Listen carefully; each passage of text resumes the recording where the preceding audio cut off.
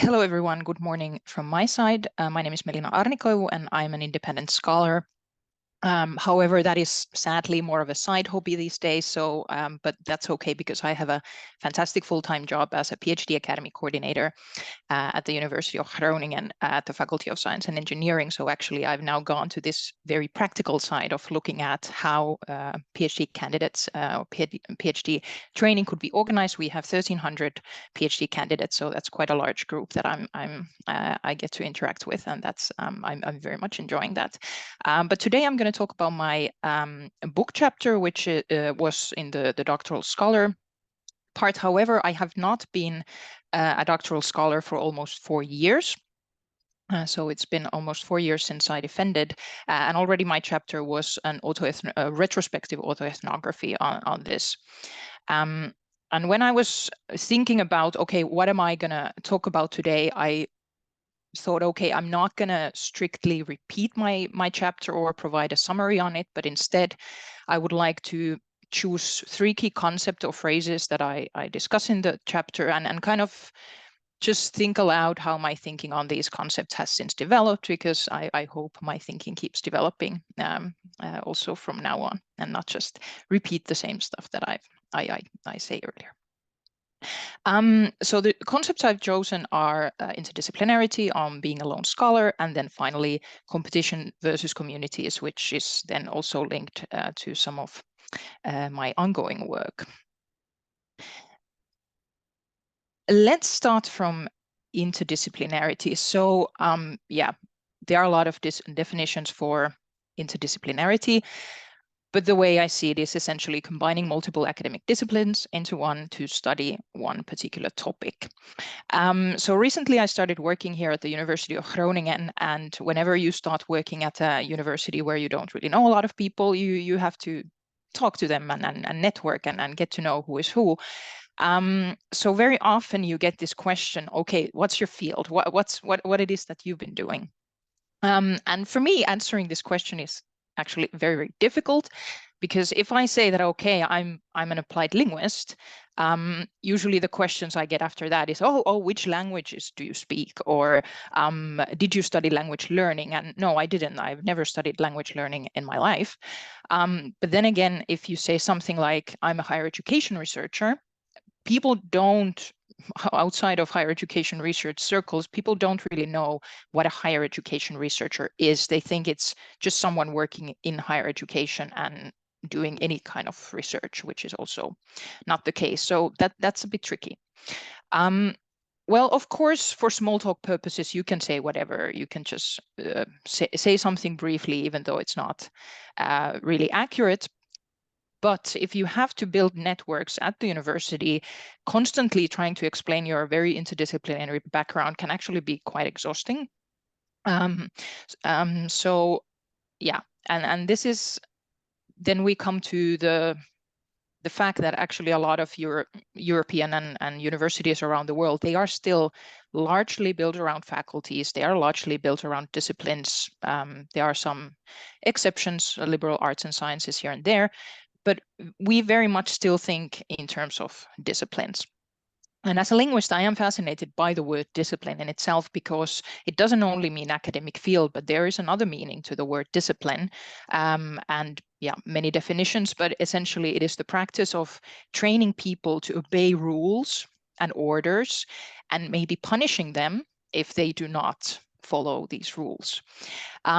It sounds quite brutal, but that is in a way what we are largely doing in universities. So we are disciplining students and researchers to stick to the rules, to stay in line.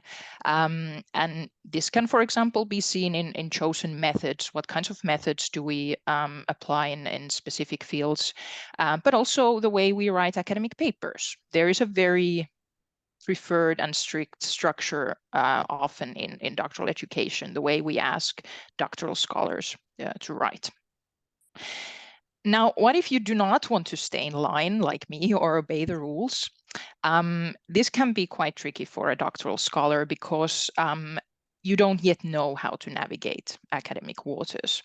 So here I would argue that supervisory support is vital. So supervisors need to understand that these monodisciplinary backgrounds or demands do not really work on interdisciplinary topics. So the supervisors need to be on the same page how they advise their supervisees on this. And I was very lucky in this sense. I had two fantastic supervisors who were very happy with my interdisciplinary approaches. So it is not really enough for universities to promote interdisciplinarity if most research and teaching still happens in these highly monodisciplinary silos, even though we may not always want to admit that. The second topic I chose was being a lone scholar, and this is also quite tricky because so I've never been part of a research group officially, but I have never felt that I'm somehow lonely or alone in a sense. But I've had to work on that quite a bit. So it would have been quite easy for me to generate data, analyze my data, stay at home. I didn't live in the country where I was doing my PhD officially, and then finally graduate. But I didn't choose that. I chose to do a lot of other things just to keep myself connected to different kinds of networks and communities during my PhD, but also afterwards. And they were not requirements for me to graduate, but I wanted to do them because I thought that it's nicer for me to interact with others than just work isolated in France. But I would say now that looking back at it, it's all this other stuff that I did as a PhD researcher, but also afterwards, that has now allowed me to pursue the opportunities that I've actually pursued. So I was extremely lucky to defend in the early days of COVID. So I actually did most of my PhD during non-COVID times. I could go to conferences, I could meet people at seminars, and I understand that there is now a huge cohort of PhD candidates who were not able to do this. And we'll see how it plays out now post-pandemic times. But it was these opportunities that led me to realize that it is actually these interdisciplinary venues and spaces where I thrive instead of the monodisciplinary ones that I also tried, but they didn't work out for me.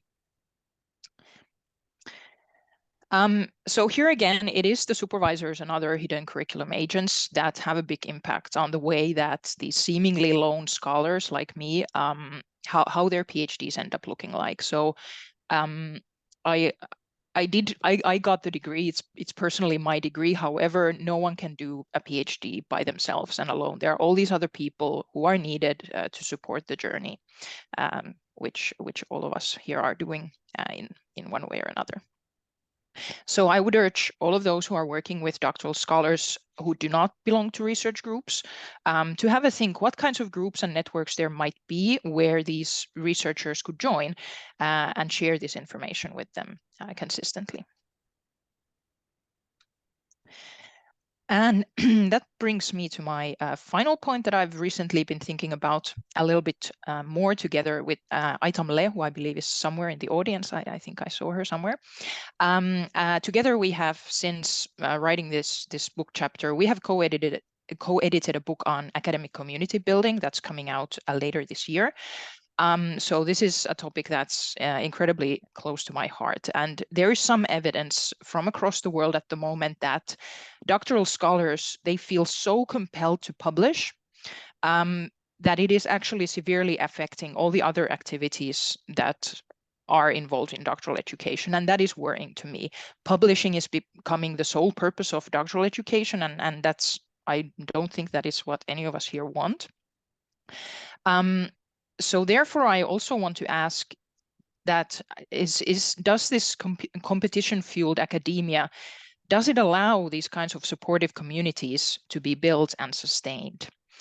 And sure, we cannot fully abandon competition. There is still a limited amount of funding. There are limited amount of jobs that we can apply.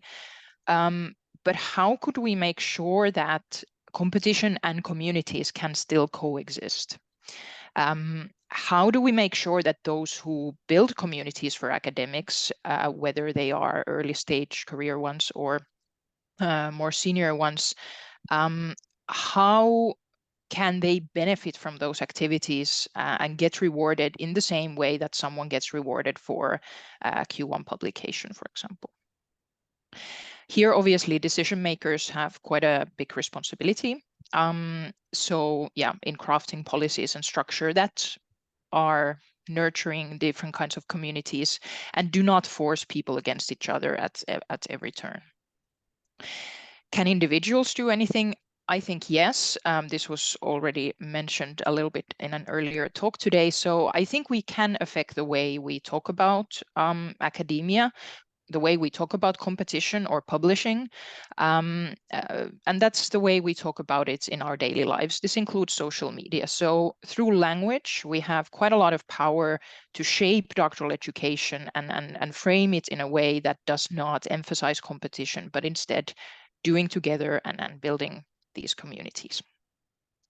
So my question is, how can we support doctoral scholars in becoming part of scholarly communities, as well as building their own communities?